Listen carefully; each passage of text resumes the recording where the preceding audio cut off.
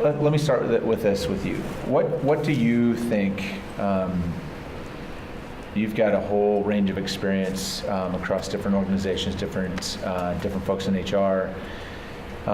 What do you think leaders most fundamentally misunderstand about engagement, employee engagement? Well, I think it's simple. I think they misunderstand in a lot of ways how easy it can be. I think a lot of people, when it comes to engagement, they over-engineer it. They think that it's something that you need to spend $300,000 on a big project to just, rehaul the whole thing. If indeed they even get that far to think it is a critical piece to a strategic puzzle to get results. So maybe that's an issue too. Sure. But I'm a believer when I have seen things implemented in work, usually it's something that it's small steps, and it happens usually starts within kind of the team environment itself. Yeah. So although I think you're going to get a lot more momentum if you have all of your C-suite in it, and it is a focused, intentional strategy, don't get me wrong there, but I do think the over-engineering of it gets away from the fundamental thing that most engagement happens, I believe, between whoever the leader is and the employee with stuff like this. Right. That doesn't need a big strategy overhaul. Right. What it does need is some accountability for that manager to do it. Sure. So I think that is one big thing that they do wrong. I could probably list many others, but it's interesting. The over-engineering is, I think, an interesting.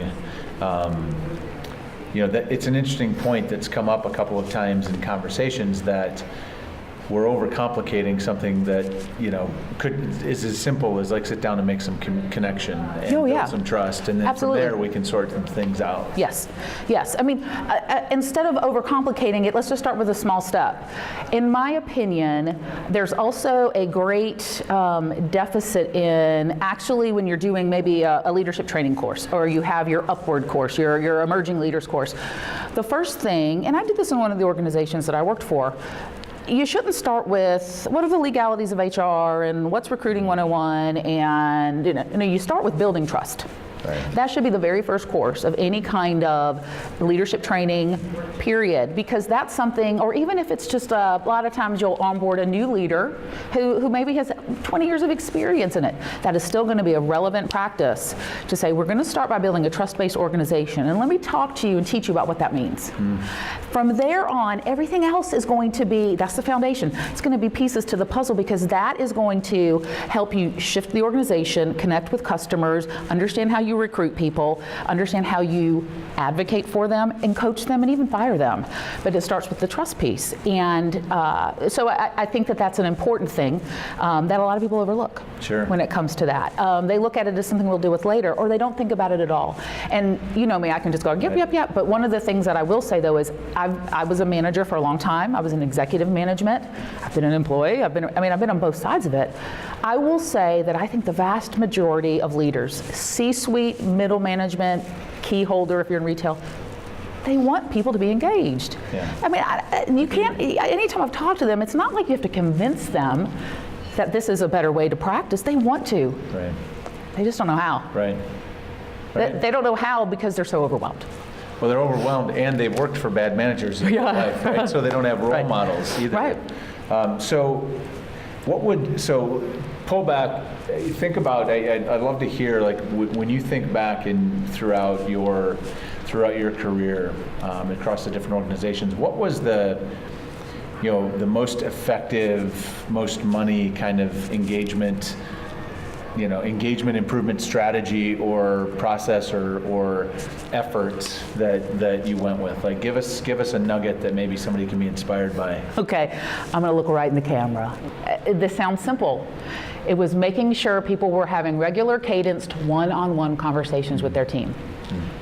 It didn't have to be every day, it didn't have to be every week, but there had to be a regular cadence, you like that right here, listen to me managers, a regular cadence where you were spending one-on-one time with the employee, team member, whatever, to talk about not just here are the things I'm seeing, but really talk about what value did you think you brought to the organization?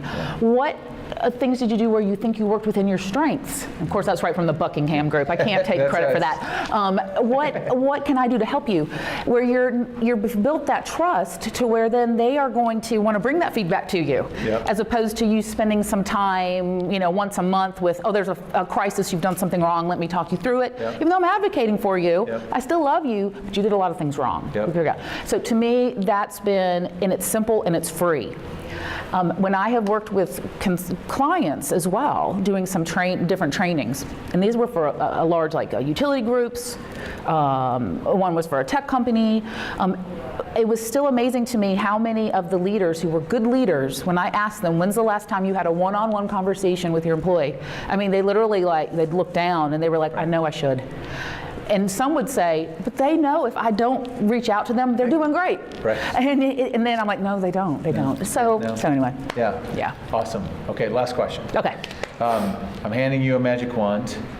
You can use that magic wand to eradicate one management practice or approach or mindset or whatever, something in management. You can eradicate it out of existence starting right now. What do you pick?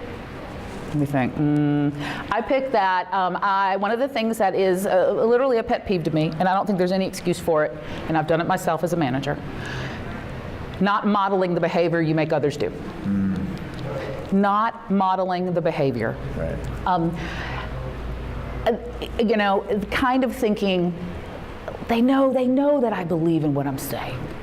But that board meeting got moved up a day. Right. I just can't have that one-on-one with you. Right. Or, hey, I know that I'm making you do some things regarding diversity and inclusion, and I know I can't do that thing that I need you to do because of X, Y, Z. Right. Or flat out just not believing in the values that you created. Right. I mean, let's take it to a lot higher level. Right.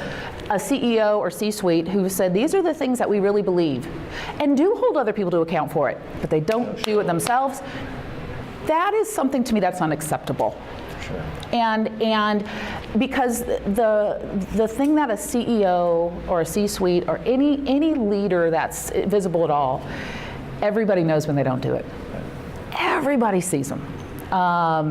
So that would be the thing. That'd be the thing. So it's not like eradicate performance management or something cool like that. It's just model the behavior. Boom. Dawn Burke on fire. Bam. Awesome. Okay, that was great. Thank you. It was great. Thank you. You're Thank welcome. you.